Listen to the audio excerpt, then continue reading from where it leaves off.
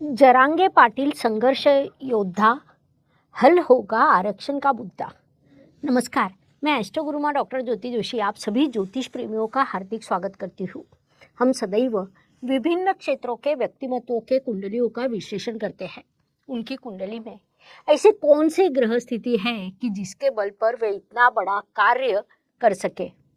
इस विषय का शास्त्रोक्त पद्धति से हम अध्ययन करते हैं। उस अनुसार आज हम ज्योतिष प्रेमियों के बड़े अनुरोध पर मराठा आंदोलन के प्रमुख मनोज जरांगे पाटिल जी के कुंडली का विश्लेषण करने वाले हैं। उसमें स्वाभाविक रूप से मराठा आंदोलन का बड़ा मुद्दा रहेगा। मराठा समाज का जो आरक्षण मिला है, क्या वह टिकेगा? आरक्षण का मुद्दा हल होगा या उन्हें और संघर्ष करना पड़ेगा? ऐसे कई प्रश्नों का विश्लेषण आज मैं करने वाली हूँ। इसीलिए आज के भाग को अंत तक देखना ना भूलें। साथ ही यह शास्त्रीय जानकारी आपको अच्छी लगे तो शेयर अवश्य करें ताकि दूसरों तक पहुंच सके।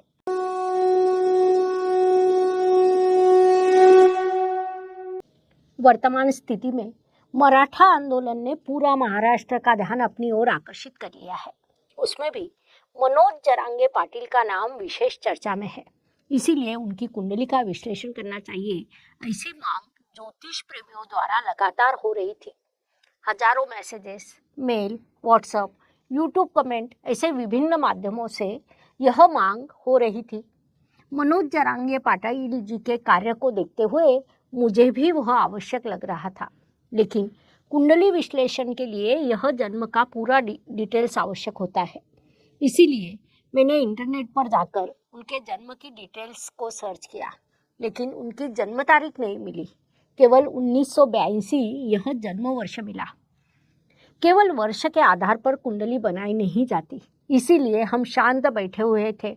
फिर भी ज्योतिष प्रेमियों द्वारा बार बार अनुरोध हो रहा था कि मनोज जरांगे पाटिल जी पर कम से कम एक वीडियो अवश्य बनाए।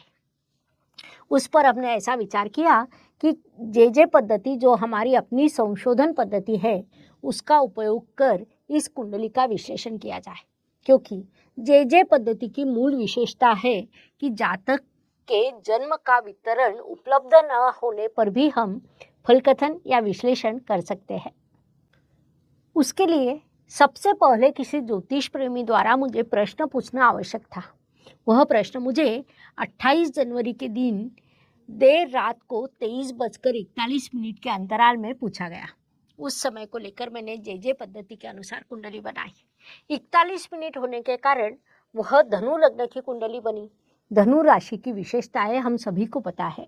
यह लोग टारगेट ओरिएंटेड होते हैं।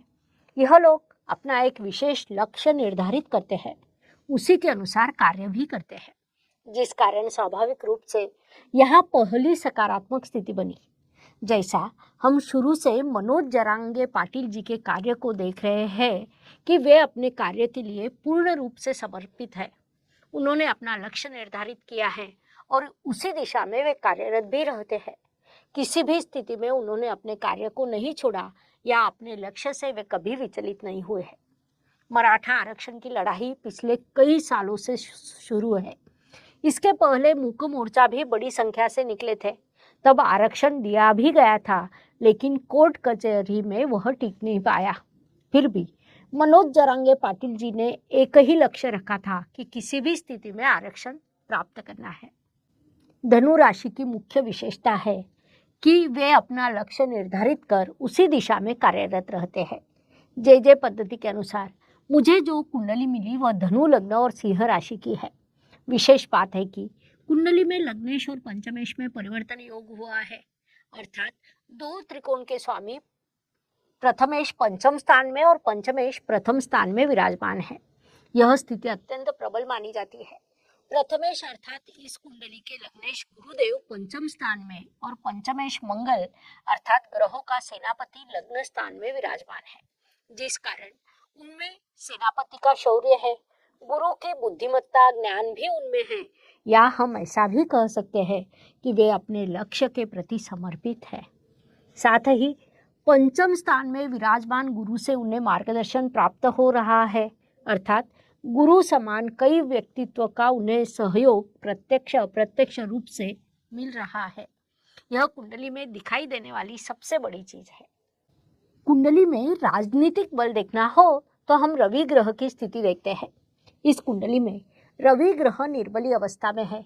वह शनि की राशि में और धन स्थान में विराजमान है, अर्थात वह निर्बली अवस्था में है, जिस कारण उन्हें राजनीतिक सहयोग मिलने की संभावना कम है। लेकिन इस रवि ने प्रतियोगिता करने की क्षमता को बढ़ाया है। शनि स्वराशि का अर्थात कुंभ राशि का तृतीय स्थान में विराजमान है।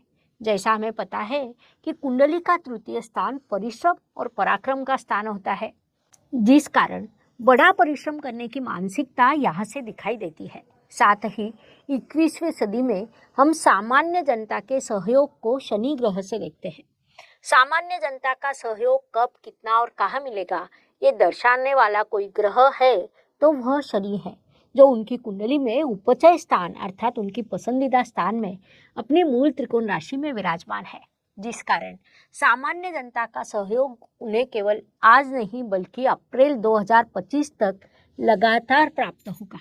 अप्रैल 2025 के बाद जब शनि देव मीन राशि में प्रवेश करेंगे तब स्थिति में बदलाव हो सकता है, लेकिन तब तक उन्हें जनता से पूरा सहयोग मिलेगा।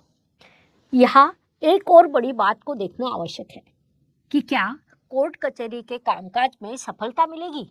उस दिशा से विचार करें तो वहाँ भी सफलता मिलने की संभावना है, अर्थात उसके लिए संघर्ष करना पड़ेगा, लेकिन उसमें पूरी सफलता मिलने की संभावना यहाँ पर बड़ी है।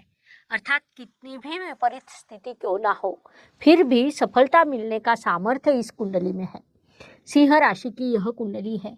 कुंडली में कई नवपंचम योग बने हैं, अर्थात जब हम धर्म त्रिकोण को देखते हैं तो गुरु, चंद्रमा, मंगल, बुध, शुक्र, यह 5 बड़े ग्रह धर्म त्रिकोण में होने के कारण एक लक्ष्य निर्धारित करने के बाद, या जिसे वे धार्मिकता मानते हैं, जिसे कर्म मानते हैं, ऐसे धर्म की दिशा में दृढ़ता से मार्गक्रमण करना यहाँ दिखाई देता है।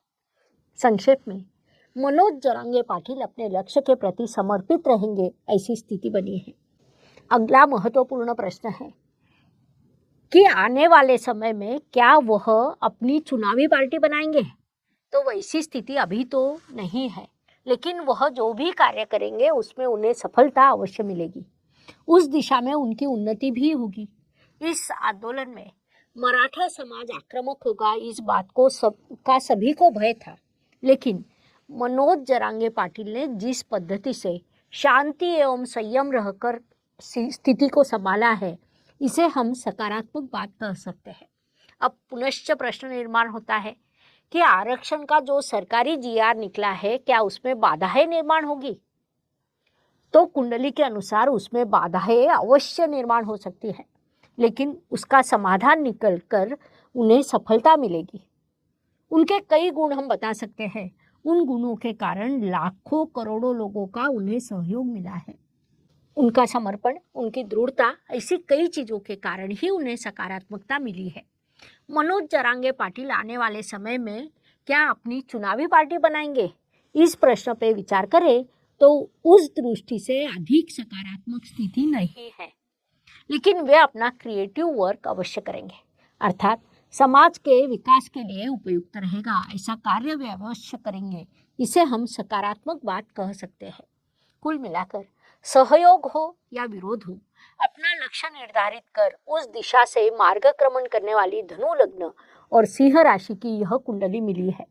उस कुंडली की विशेषता है कि लग्नेश और पंचमेश में परिवर्तन योग हुआ है। तृतीय स्थान में शनिदेव विराजमान है, जो अपनी मूल त्रिकोण राशि में विराजमान है।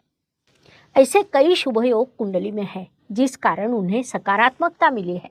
लेकिन यह कुंडली ऐसा भी दिखा रही है कि शनि देव जब मीन राशि में प्रवेश करेंगे तब उन्हें बड़ा संघर्ष का सामना करना पड़ेगा।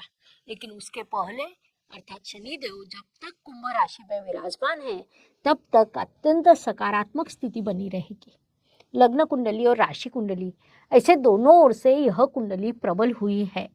5 ग्रहों द्वारा धर्म त्रिकोण पूरा होने के कारण वे अपने लक्ष्य के प्रति समर्पित रहेंगे।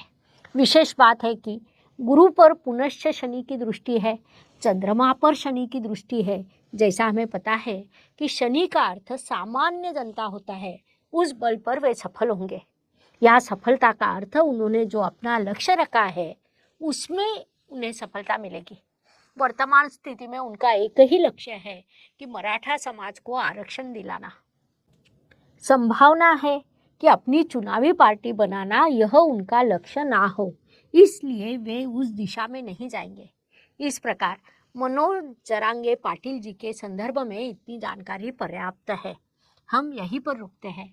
अगले भाग में ज्योतिष की नवीनतम जानकारी के साथ हम पुनश्च अवश्य मिलेंगे। यह शास्त्रीय जानकारी आपको अच्छी लगे तो उसे लाइक, शेयर, सब्सक्राइब करना ना भूलें ताकि दूसरों तक पहुंच सके। धन्यवाद। शुभम भवतु। जय ज्योतिष। ज्योतिष का अध्ययन तथा शास्त्र की शास्त्रीय तरीके से पढ़ाई करने के लिए मेरी 2 किताबें प्रकाशित हो चुकी है, उनका अवश्य लाभ लीजिए। Please like, share and subscribe the channel. और हाँ, बेल आइकॉन दबाना ना भूलें। धन्यवाद।